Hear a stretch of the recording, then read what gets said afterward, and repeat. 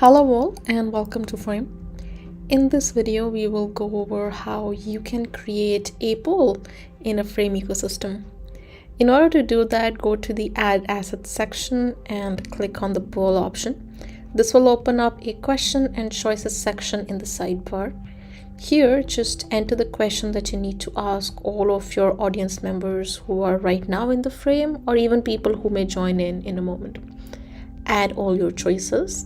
You can of course add more choices using the add choice button, or you can remove the default ones using the trash icon right next to the section. This check makes the poll anonymous or not. An anonymous poll basically means that you cannot know who voted for what, but I made this one not anonymous because I wanted to show you how this worked. Now, the moment I launched a poll, everyone got a notification like this, everyone in the frame right now.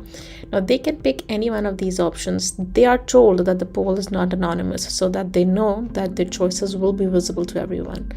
Say this person chose one option, and now I'm going to try and pick an option for myself. Make sure that you're not in edit mode, of course, when you do that.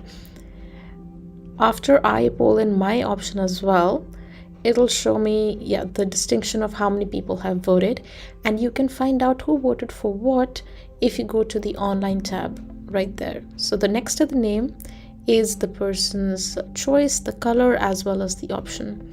This is how a non-anonymous poll works, but an anonymous poll, of course, you won't know who voted for what. Now, this is one poll. The poll is still open. If people want to join in and poll, they can still do that. They just need to click on this model. But say you now want to launch another poll, then make sure that you close it. It's only when you close an older poll that you can start another new one.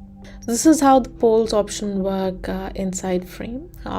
We hope you enjoy this new feature, and good luck.